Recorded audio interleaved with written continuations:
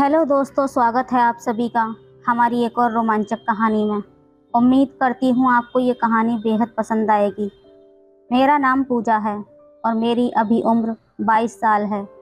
मैं भोपाल सिटी में रहती हूँ। आज मैं आपको अपने साथ हुई एक सच्ची घटना के बारे में बताने जा रही हूँ। मेरी हाइट 5 फुट 3 इंच है। मैं दिखने में बेहद सुंदर थी। मेरे घर में हम 6 लोग रहते थे। मेरे घर में मेरे मौसाजी और मेरी मौसी हमारे साथ में ही रहते थे। मौसाजी की उम्र उस वक्त 35 साल की होगी और मैं 20 साल की थी। मौसाजी दिखने में बेहद सुंदर थे और बहुत ज़्यादा भोले भी लगते थे, लेकिन उनकी असलियत एक दिन मेरे ही सामने खुली। दोस्तों, कहानी में आगे बढ़ने से पहले प्लीज़ वीडियो को लाइक और चैनल को सब्सक्राइब ज़रूर कर दीजिएगा। मैं उस समय जवानी की दहलीज पर थी। रोज़ मेरे मौसा मुझे बहुत ज़्यादा घूर घूर कर देखा करते थे। मैं उस वक्त बीकॉम फर्स्ट ईयर की पढ़ाई कर रही थी। कॉलेज की सबसे खूबसूरत लड़की थी। इस बात पर मुझे कॉलेज में अवार्ड भी मिला था। तब से मुझे लड़के बहुत ज़्यादा फ्रेंड रिक्वेस्ट भेजा करते थे और बात करने का प्रयास भी करते थे। मुझे दिन में लगभग 3-4 प्रपोजल आते ही रहते थे। तभी मैं सबको इनकार कर दिया करती थी और इंस्टाग्राम आईडी पर भी बहुत ज़्यादा एसएमएस भेजने लगे थे और बहुत प्रपोज भी आते थे। फिर एक मेरी फ्रेंड स्वीटी ने मुझसे पूछा कि किसी को हाँ क्यों नहीं बोल देती हो, इतने प्रपोज आते हैं, मुझे ही देख लो, कोई लाइक भी नहीं करता, एक भी प्रपोज नहीं आता मेरे लिए। तभी मुझे स्वीटी की बात सुनकर लगा स्वीटी सही बोल रही है। उधर घर में मेरे मौसा जी रोज़ मुझे गलत नज़रों से देखा करते थे। तो एक दिन मैं सुबह सुबह जल्दी कॉलेज गई। कॉलेज को खुलने को अभी 1 घंटा टाइम था। मैं जल्दी जल्दी पहुंच गई थी तो मैं कैंटीन में बैठकर ऐसे ही रील्स देख रही थी। वहां पर एक हैंडसम लड़का आया। उसने 2 प्लेट नाश्ता ऑर्डर किया। दिखने में काफ़ी खूबसूरत था। उसकी पर्सनैलिटी बहुत ज़्यादा अच्छी थी।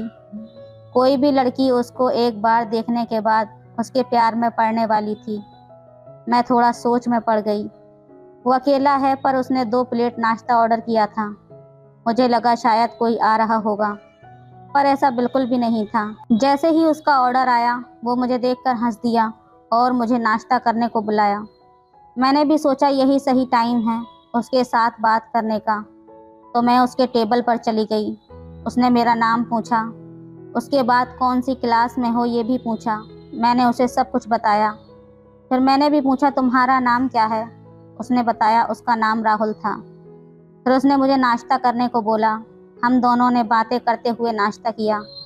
तभी उसने बोला तुमसे बातें करके मुझे बहुत अच्छा लगा, क्या तुम अपना नंबर दे सकती हो। मैंने कहा हाँ बिल्कुल। मैंने भी उसको कहा तुम बहुत खूबसूरत हो। वो ये बात सुनकर हंस दिया। फिर डायरेक्ट उसने बोला मैं तुमसे प्यार करने लगा हूँ। मैंने भी कहा आई लव यू राहुल। उसने मुझे गले लगा लिया। फिर हम दोनों बाहर घूमने के लिए गए। उसने मुझे उसके बारे में सब कुछ बताया। मैंने भी उसको बताया। फिर एक दिन उसको मैंने घर पर बुलाया। वो राज़ी हो गया। अगले दिन राहुल घर पर आया। मम्मी को बताया ये राहुल है, मेरे क्लास का लड़का, मेरा बेस्ट फ्रेंड। फिर मम्मी ने उसके साथ बातें की। फिर उधर उधर मौसा जी आए। राहुल को देखकर चौंक गए और पूछा ये कौन है लड़का। मैंने बताया ये मेरा बेस्ट फ्रेंड है। वो मुझे देखकर गुस्सा करने लगे और वहाँ से चले गए, क्योंकि मौसा को बिल्कुल भी पसंद नहीं था कोई मेरी लाइफ में आ जाए। मौसा मुझे प्यार करते थे। बाद में मम्मी ने खाना खिलाया। राहुल खाना खाकर चला गया था। मम्मी को राहुल के साथ बात करके बहुत अच्छा लगा था। मम्मी भी तारीफ कर रही थी। जब रात को मैं अपने कमरे में सोने जा रही थी, तभी मौसा जी मेरे कमरे में मेरा इंतज़ार कर रहे थे। मैंने जैसे ही दरवाज़ा खोला, मैं मौसा जी को देखकर पूरी तरह शॉक्ड रह गई। आज तक मौसा जी मेरे कमरे में ऐसे बिना पूछे आते नहीं थे। मैं उनको देखकर थोड़ी देर के लिए तो डर ही गई थी। फिर मौसा जी ने मुझे दरवाज़ा बंद करने को कहा और पूछा क्या रिलेशन है तुम्हारा उस लड़के के साथ। मैं पूरी तरह से डर गई थी। मैंने कहा वो सिर्फ मेरा बेस्ट फ्रेंड है, जैसा आप सोच रहे हैं ऐसा बिल्कुल भी नहीं है। फिर मौसा जी ने मुझे पकड़ लिया और बोला ऐसा कुछ भी रिलेशन दिखा तो देख लेना। ये धमकी देकर मौसा मेरे कमरे से बाहर चले गए। मैंने अगले दिन राहुल को ये सब कुछ बात बता दी। राहुल को बहुत गुस्सा आया था। उसके बाद मौसा जी मुझे बड़े ही ध्यान से देखा करते थे। मैं कहाँ जाती थी, कहाँ नहीं जाती थी, कितने बजे आती थी, इन सब बातों पर हमेशा वो नज़र रखने लगे थे। एक बार मैं कॉलेज से वापस आई। मैंने शर्ट के नीचे कुछ भी नहीं पहना हुआ था। मैंने मौसा जी को ऐसे देखा जैसे वो मुझे खाने वाली नज़रों से घूर रहे हैं।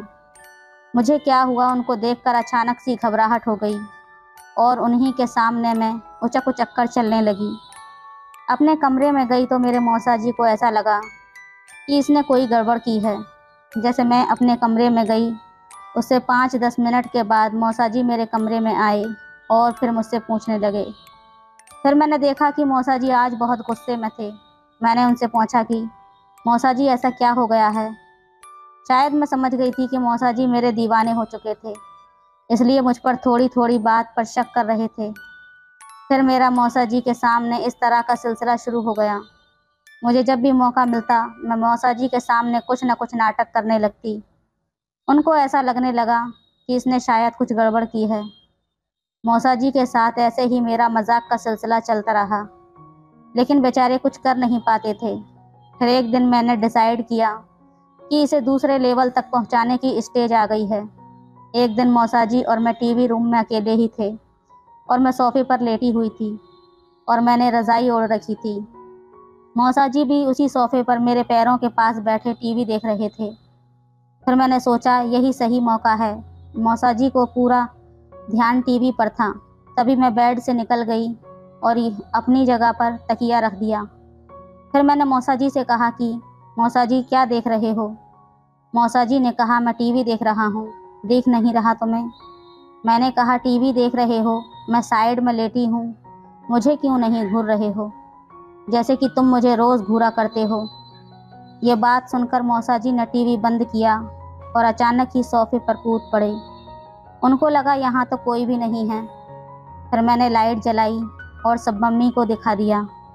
मैंने कहा देखो मम्मी, मौसा जी की कैसी नीयत ख़राब है। ये हमेशा मुझे तंग करते हैं और मुझे अजीब सी नज़रों से देखते हैं। देखा इन्होंने किस तरह की हरकत की है। मम्मी ने उस दिन मौसा जी की कोई बात नहीं सुनी और मौसा को घर से निकाल दिया। दोस्तों, ये थी आज की हमारी सच्ची कहानी। आपके साथ भी कुछ ऐसा हो रहा होगा तो आप भी कुछ ऐसा सुझाव लगाकर ऐसे ही अपनी प्रॉब्लम को सॉल्व कर सकते हैं। तो दोस्तों, आपको हमारी कहानी से क्या सीख मिली हमें कमेंट करके ज़रूर बताएं। वीडियो अच्छी लगे तो लाइक करें, शेयर करें, सब्सक्राइब करें। धन्यवाद।